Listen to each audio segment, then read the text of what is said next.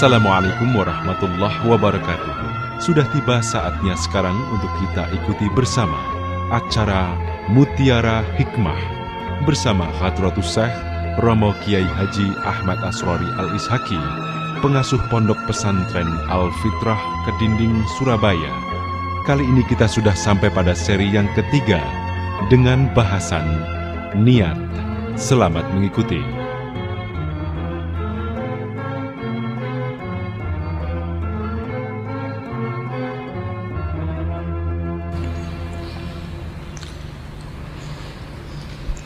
Bismillahirrahmanirrahim.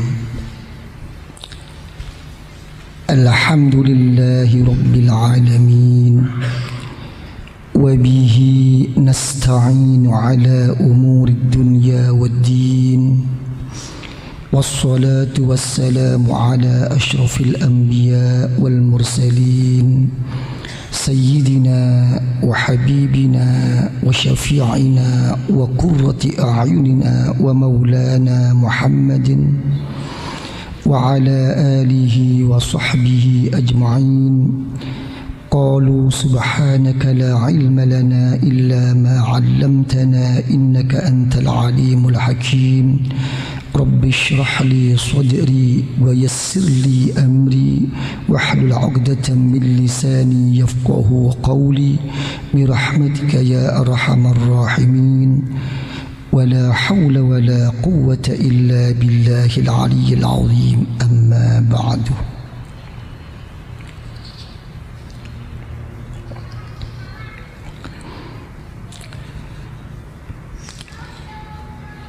Di dalam Al-Quranul Karim, Allah Subhanahu wa Ta'ala telah berfirman, وَمَا خَلَقْتُ الْجِنَّ وَالْإِنسَ إِلَّا لِيَعْبُدُونَ.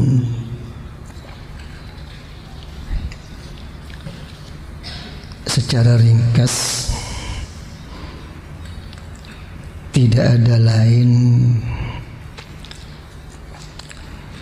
di dalam saya menjadikan jin dan manusia itu kecuali hanya semata-mata untuk mengabdi, menghambakan diri kepada saya.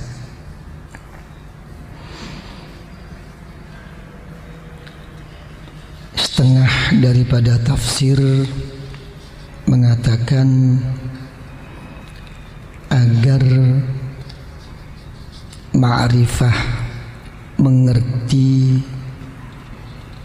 menyadari tentang siapa hakikat atau jati dirinya dan siapa yang sebenarnya Allah Subhanahu wa Ta'ala sebagai Tuhannya. Kalau sudah beribadah, Allah Ta'ala berfirman lagi, وَمَا أُمِرُوا إِلَّا لِيَعْبُدُوا اللَّهَ مُخْلِصِينَ لَهُ الدِّينَ حُنَفَاءَ. Dalam firman yang lain, Allah Ta'ala berfirman, fa'budillah mukhlisan lahuddin. Di dalam kita beribadah, mengabdi kepada Allah Subhanahu wa Ta'ala agar dengan ikhlas.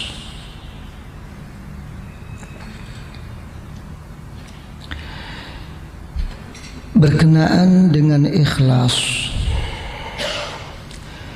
dalam satu hadis riwayat Imam Bukhari wa Muslim dari sahabat Umar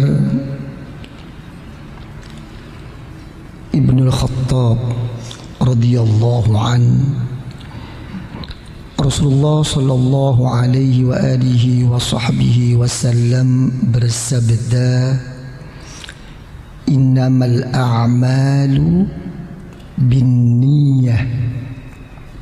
Ya. sesungguhnya terangkumnya, ya, bisa dirangkum di sisi Allah Subhanahu wa ta'ala setiap amal itu dengan niatnya, ya. Wa fi riwayatin, ya, di dalam riwayat yang lain dikatakan bin niyat, ya, dengan kata jamak. Suatu amal itu juga akan mengikut terangkum di sisi Allah dengan berapa niat yang dikehendakinya, ya.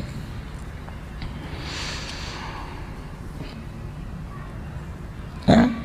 Jadi kalau sudah begini, ya, jadi jelas, ya, ukuran kita semua ini bisa membuktikan seperti ini apa? Adalah keyakinan. Ini sudah nggak bisa diilmukan lagi, nggak bisa. Itu kan, karena itu yang dinamakan taufik itu apa? Khalqut ta'ah. Ya, lihat dalam ilmu-ilmu tauhid, ya, yang dikatakan taufik, orang-orang yang mendapatkan pertolongan dari Allah itu apa? Khalqut ta'ah, telah dijadikan dan dibuktikan oleh Allah dia telah bisa melaksanakan suatu pengabdian berbakti kepada Allah. Jadi walaupun ilmunya banyak, rencananya banyak, tujuannya banyak, selagi belum bisa dibuktikan, itu sama dengan orang belum mendapatkan taufik wal hidayah. Ya. Apa mau tanya? Tapi niatnya masih dijaga nggak? Hah? Orang yang demikian itu niatnya masih dijaga Allah. Wah, ini rupanya ngejar niat terus. Begitu bagus ini, ya. Yang dicari pahala terus. Betul memang. Apa artinya sebuah pahala? Apa artinya sebuah obat dan vitamin kalau kenyataannya pantangan-pantangan itu sendiri tidak bisa dijauhi? Apa artinya mendapatkan suatu pahala dari Allah, mendapatkan suatu macam-macam dari Allah kebaikan, tapi kenyataannya kalau hatinya tidak bercahaya, bernur daripada Allah? Apa? Sembayangnya 10 menit, ya, yang Allah Ta'ala telah menjamin inna sholata tanha anil fahsya'i wal munkar. Salatmu itu sesungguhnya bisa mencegah, bisa menjauhi dari apa-apa yang tidak diridhoi oleh Allah. Tapi kenyataannya bagaimana? Kalau kita misalnya keluar habis sembahyang, ya, yang laki nampak orang cantik, seksi lagi, ya, yang perempuan nampak orang laki, belum lagi nanti lepas berapa jam ini. Apa artinya sebuah pahala kalau memang kita nggak bisa menjaga ini dan itu tidak menjadikan suatu nur? Kira-kira banyak mana pahala kebaikannya daripada keburukannya kalau udah begini?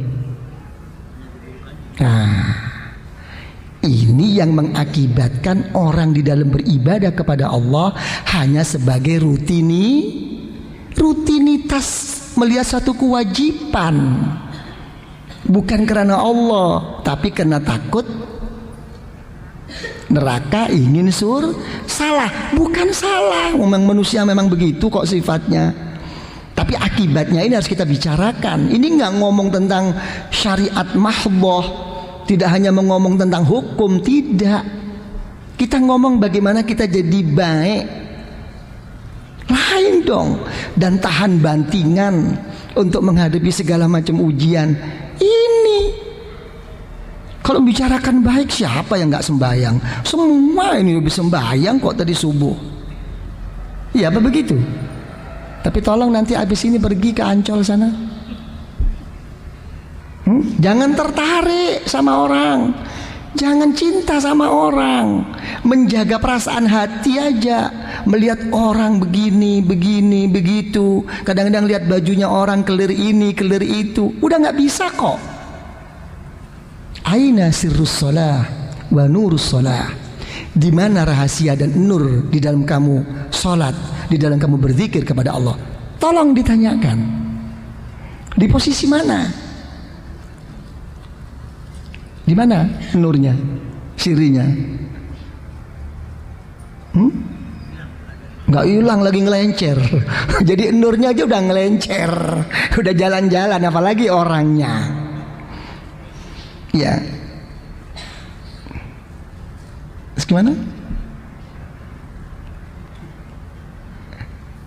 Mau tanya?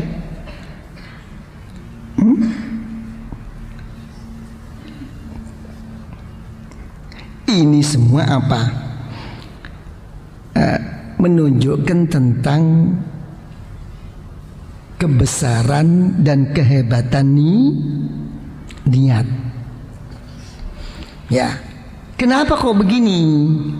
Ya, karena niat itu ya merupakan amalun qalbiyun salimun min tatarruki nahwir riya. Ya, suatu amal ya yang mana amal itu menyangkut di dalam hati. Nah, keberadaan niat di dalam hati ini apa? Menjadikan apa? Dia akan selamat dari segala macam penyakit yang berbentuk riya. Itu kehebatan. Pembuktiannya boleh riya, boleh tidak tahan, tapi tentang niat tetap utuh. Ya, kecuali memang niatnya yang memang nggak baik, nggak utuh, memang nggak ditujukan kepada Allah supaya begini saya, itu lain itu. Niatnya memang utuh karena Allah. Perkara nanti di lapangan pelaksanaannya udah kena penyakit, dilihat kiainya, dilihat bosnya, mulai ada sikap yang lain. Itu nanti dilihat dulu gimana cara pengobatan dan penolakannya. Ini banyak kan begitu kan? Ya. Dan kehebatan niat itu apa? Ya, kehebatan niat itu sendiri karena niat itu apa? Termasuk sifatnya hati. Jadi ya, yang lebih banyak hati kita ini ya menerima rahasia dan nur daripada Allah, menjadikan hati kita ini terang, itu karena melalui niat daripada amalnya. Gitu. Karena apa? Hati ini udah jelas ma'danul ma'rifah. Ya. Pusatnya ma'rifat itu di sini. Dan niat itu lebih utama daripada amal. Gitu ya. Jadi amal kita dengan niat kita tuh nggak ada ukurannya. Lebih baik niat malah kelak di sisi Allah Subhanahu wa ta'ala, hamba Allah itu akan lebih banyak ditanyakan oleh Allah apa? Tentang niatnya daripada amalnya. Yang ditanyakan dulu oleh Allah itu apa? Niatnya dulu, bukan amalnya. Dikira nggak susah mengatur niat itu? Susah nggak? Makanya salah satu dari kehebatan ya, keagungan niat, seperti sudah sering kali saya utarakan, apa? Keabadian ahli surga di surga Karena keabadiannya hatinya, walaupun dirinya itu selalu berbuat dosa kepada Allah, berbuat maksiat kepada Allah, masih tetap yang tergerak dalam hatinya, semoga diberi husnul khotimah. Gitu kan? Nah kalau sudah begini, orang-orang yang beribadah kepada Allah hanya semata-mata ingin pahala yang berbentuk surga, kira-kira naif apa tidak?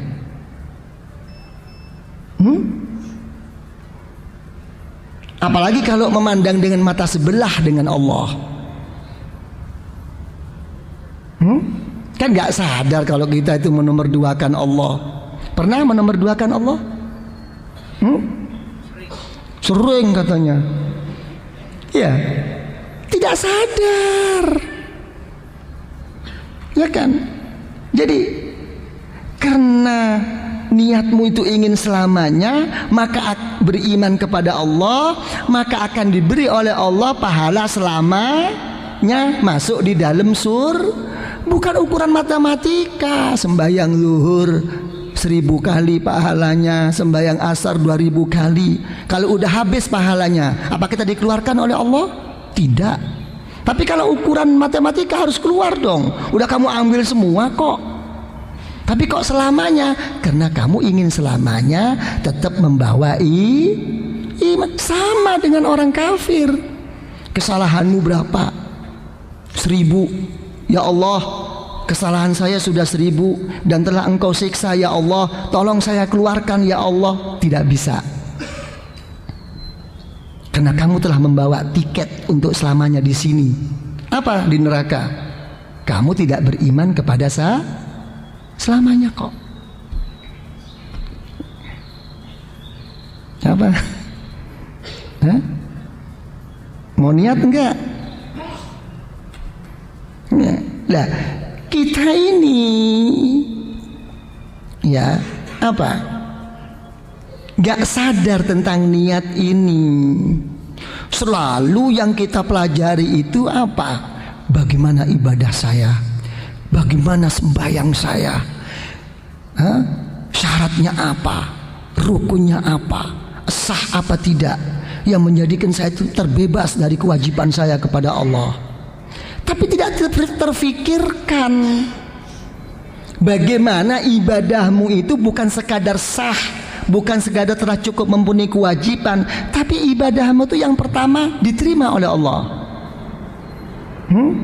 Kalau sudah diterima oleh Allah, kamu akan menjadi orang yang baik. Kalau sudah kamu jadi orang yang baik, ibadah dan zikir kamu itu apa? Kamu menjadi orang yang tahan bantingan, siap untuk menghadapi segala takdir Allah, khairihi wa syarrihi minallah. Yang nomor 4, bagaimana kamu bisa jadi orang yang apa? Yang tidak terpengaruh, yang tidak larut di dalam bermaksiat kepada Allah. Kalau ini tidak berhasil, apa artinya sebuah ibadah? Habis di jalanan kok. Ya. Ilmunya hebat, ibadahnya hebat, zikirnya hebat, tapi begitu menghadapi pokok daripada iman yang kita imani, khairihi wa syarrihi minallah, baik dan buruk dari Allah, nggak siap kita kebanyakan. Ngomel. Ayah, betul apa tidak? Kalau saya berkelahi sama Anda, nggak apa-apa.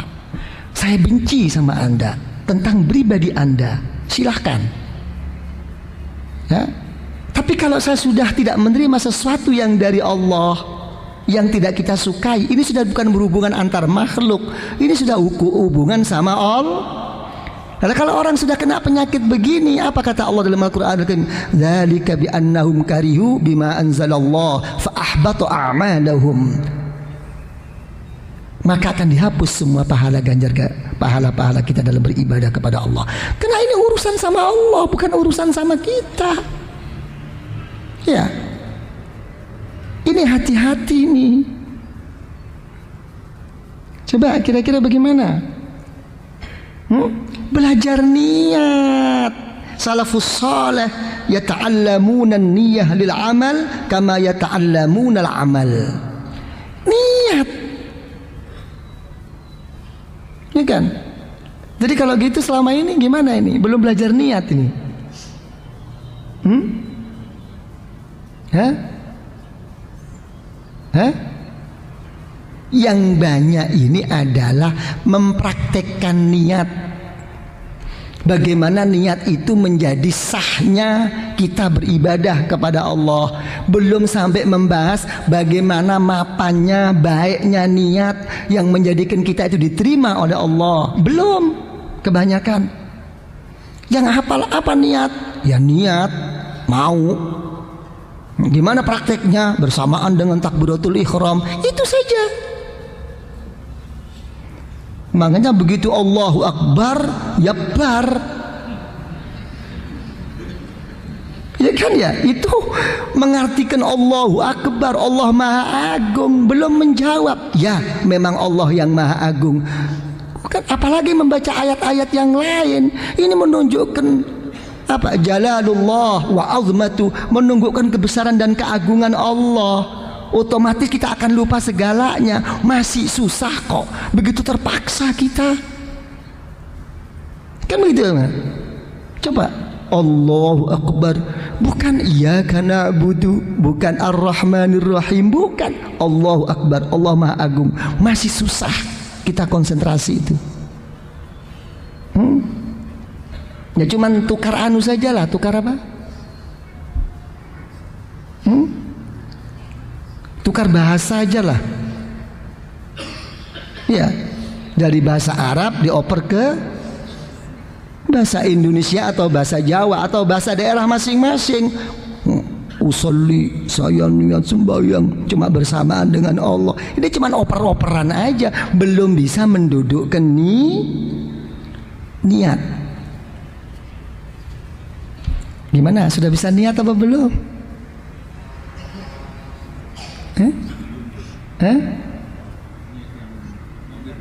Oh, yang tadi ya tadi. Gitu ya. Jadi gimana?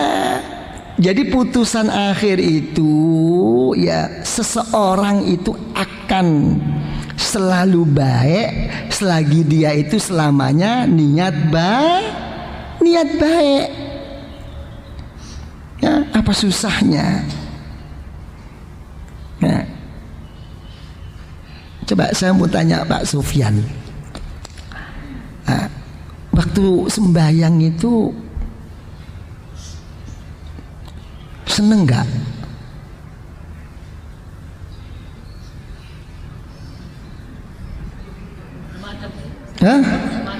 Macem-macem. Kayak nasi campur aja loh nih. Apa macem-macem itu?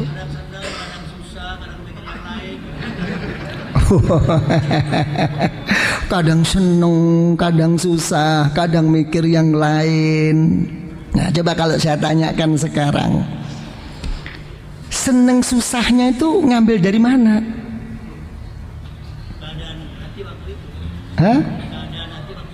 Keadaan hati waktu itu. Mengadakan dirinya sendiri kepada Allah, apa mengadakan dari luar ke dirinya? Dari luar. Wong pasar dibawa, kantor dibawa. Kapan mau menghadap kepada Allah? Ya kan ya, kenapa tidak membawa kepada dirinya? Ya, dalam satu dialog setiap orang membaca Fatihah itu, ya kan ya, setiap alhamdulillahirabbil alamin. Kalau memang dirinya betul menghadap kepada Allah, langsung dijawab oleh Allah, shadaqa abdi. Kata Allah, benar, dia benar, betul-betul hamba saya. Ini enggak, yang dari luar dimasukkan, yang biasanya nggak perlu diingat jadi ingat. Ya, apalagi yang perempuan ini di mana Allahu Akbar. Kodong saya di mana tadi ya? Tadi nggak ingat jadi ingat. Iya, ini yang namanya campur aduk. Jadi bukan di situ, itu antar pribadi. Ya, setiap orang salat itu munajah, berbisik, ya, semata-mata dirinya kepada Allah, bukan memasukkan keluar. Ya. Ya kecuali kalau orang itu dipas-paskan dengan problem dirinya sih ya monggo, yang memang kelasnya di situ. Ya kan ya. Coba kalau nanti problemnya nggak ada, apa kira-kira bisa dibawa? Nggak mungkin. Ya. Yang tidak beres-beres dibawa kepada Allah, yang begitu beres nggak dibawa. Apa langsung sambil ngantuk-ngantuk, lama banget sih imam ini.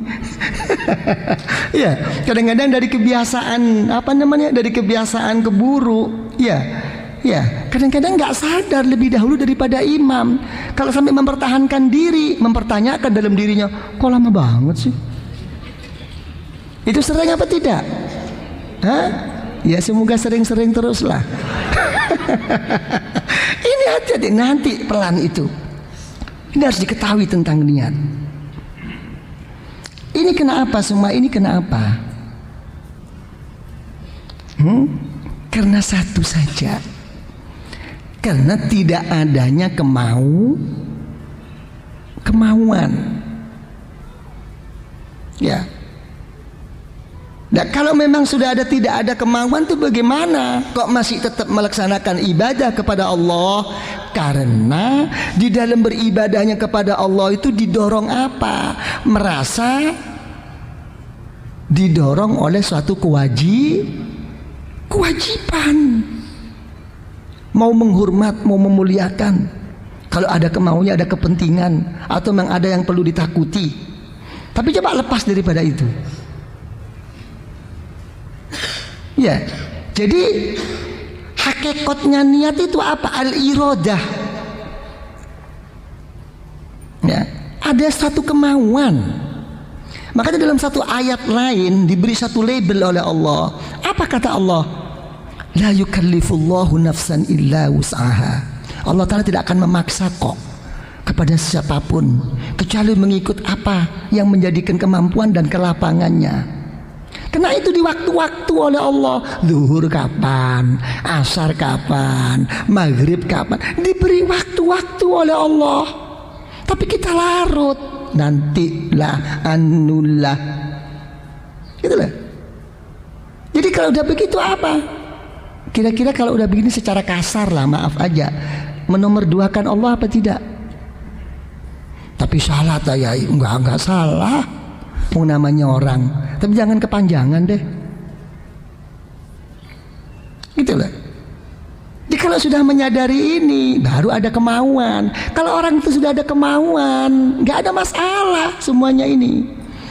Jadi motif ya, adanya ketidakkesungguhan, kekhusyuan kepada Allah itu karena tidak adanya kemauan. Ya seperti yang sering saya utarakan. Nah, kira-kira kawin paksa itu enak enggak? Enak. Kok bisa enggak enak? Wong itu sesuai dengan hawa nafsu kita kok.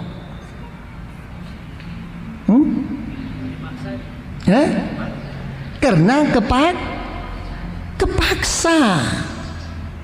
Ya. Nah ini nanti kalau saya teruskan ini menyangkut ke makbul ini, nanti menggo ini ikhlas. Jadi apa? Adanya suatu niat itu apa? Adalah timbulnya suatu kemauan. Karena itu dalam Al-Qur'anul Karim sampai Rasulullah Shallallahu Alaihi Wasallam apa? Diberi firman oleh Allah. ولا تطرد الذين يدعون ربهم بالغداة والعشي يريدون وجهه Muhammad. Kamu jangan sekali-sekali menolak. Ya. Kata-kata menolak itu banyak. Bisa mengusir, bisa menghalau, bisa tidak menganggap, bisa mensepelekan. Kan ada gitu kan? Ya, terhadap orang-orang yang berdoa, orang-orang yang pagi hari dan sore berzikir, berdoa kepada Allah. Yang diinginkan apa? Yuriduna wajhah, hanya semata-mata zat Allah. Ini yuriduna ini yang dinamakan niyah. Banyak kadang-kadang orang tuh nyepelekan ini. Ya kan ya. Kadang-kadang ya subhanallah. Ya, ini subhanallah saya katakan itu apa? Ya. Posisi kedudukannya. Ya. Posisi keberadaannya itu kadang-kadang itu duduk dengan orang-orang yang berzikir kepada Allah sudah merasa berbeda. Merasa lain. Ya. Saya siapa? Saya mesti duduk di daratan ini. Hati-hati nih. Ya, untuk menghadap kepada Allah itu tidak ada deratan-deratan untuk si ini itu tuh nggak ada. Ya, sama dengan soft sholat. Siapa yang datang dulu ya dulu. Silakan. Ini tempatnya Bapak Presiden, Bapak Menteri, anak aja loh. Nggak ada begitu-begitu tuh. Ya. Ini karena ini orang mencari fadilah. Ya, malah dalam hukum fikih kalau sampai ada orang yang nggak ada sejadahnya ada, buang aja. Enak emangnya lo yang punya kaplingan ini. Ya, ini jangan sampai menimbulkan suatu apa lain daripada dirinya. Apa? Makanya dalam satu ayat yang lain tentang menunjukkan bahwa niat itu adalah iradah, ya. Rasulullah sallallahu alaihi wasallam ya diberi satu firman oleh Allah, wasbir. Nah, coba nafsaka ma'al ladzina yad'una rabbahum bil ghadati wal 'ashi yuriduna wajha. Tapi kalau kamu sudah di samping kamu jangan menolak, jangan mensepelekan Muhammad, ya. Kumpul yang sabar. Ya, disuruh sabar. Kenapa? Karena ada sesuatu di situ, ada sesuatu yang tidak sesuai dengan hawa nafsu. Yang sabar Muhammad dengan orang-orang yang berdoa berzikir kepada Allah pagi hari hanya semata-mata karena Allah. Ada apa sih orang berdoa berzikir kok saya suruh sabar? Apa memangnya ada sesuatu yang nggak enak? Ada sesuatu yang nggak pantas? Ya, cari Rasulullah fakharaja yaltamisuhum, mencari orang diajak kumpul-kumpul berzikir, berdoa kepada Allah yang tanpa tendensi apapun, hanya semata-mata kepada Allah, jangan tunggu diundang. Ya, Rasulullah tuh mencari. Ini enggak ada undangan, yai, enggak ada jemputan, kayak resepsi aja loh. Ya? Coba mau ke surga apa enggak? Apa Anda itu ingin ke surga tunggu disuruh? Para bapak ibu yang saya muliakan, saya kira insya Allah sudah cukup apa yang kami sampaikan. Dengan apa yang kami sampaikan dengan berkah dari Rasulullah Sallallahu Alaihi Wasallam dan berkah daripada guru-guru kita, dan berkah daripada kedua orang tua kita, dan berkah dari arwahil muslimina wal muslimat wal mu'minina wal mu'minat al ahya'i minhum wal amwat. Lebih-lebih berkah dan rahasia nur dari keniatan kita dan ikhlas kita dan kesungguhan kita di dalam hadir ini majelis.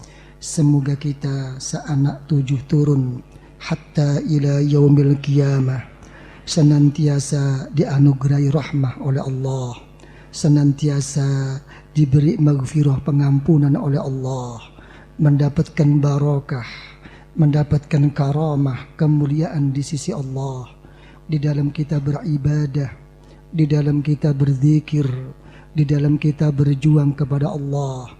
Semoga kita makin istiqamah, makin tumakninah, merasa manis, merasa indahnya beribadah, berzikir kepada Allah, meraih suatu ma'rifah, meraih suatu mahabbah, sampai taqarrub di sisi Allah. Di dalam menghadapi hidup dan di dalam menghadapi kehidupan ini, semoga kita senantiasa diberi selamat, diberi aman dari segala macam musibah, dari segala macam malapetaka, dari segala macam kerusakan, dari segala macam kezaliman, dari segala macam fitnah zahiran wa batinan. Di dalam kita untuk memenuhi kewajiban, untuk memenuhi amanah kita. Semoga dilapangkan rezeki kita oleh Allah, dilancarkan, dimudahkan segala urusan rezeki kita oleh Allah, dan terlaksana kebutuhan kita, hajat kita, hajat dunyawiyah wal ukhrawiyah oleh Allah. Dan semoga kita oleh Allah diberi ridha dengan membawa husnul khatimah, husnul khatimah, husnul khatimah, dengan meraih syafaah dari Rasulullah sallallahu alaihi wasallam. Kelak kita di dalam meninggal akan diberi husnul khatimah. Di alam kubur kita akan dijemput oleh wali-wali Allah, oleh hamba-hamba Allah yang saleh, oleh kedua orang tua kita, dan kita akan diajaknya untuk bertemu dengan Rasulullah, dan di situ Rasulullah akan menerima kita semua dengan syafaahnya, dengan syafaahnya, dengan syafaahnya, dan Rasulullah akan mau membawa kita, membimbing kita ke hariban Allah di dalam surga Allah. Rabbana zalamna anfusana wa illam taghfir lana wa tarhamna ya Allah lanakunul khasirin. Rabbana hab lana min azwajina wa dhurriyyatina qurrata a'yun qurrata a'yun qurrata a'yun waj'alna lil muttaqina imama. Rabbana la tuzigh qulubana ba'da idh hadaytana wa hab lana min ladunka rahmah innaka antal wahhab wafri 'alaina sabra wa tawaffana muslimin. Rabbana atina fid dunya hasanah wa fil akhirati hasanah wa qina 'adzaban nar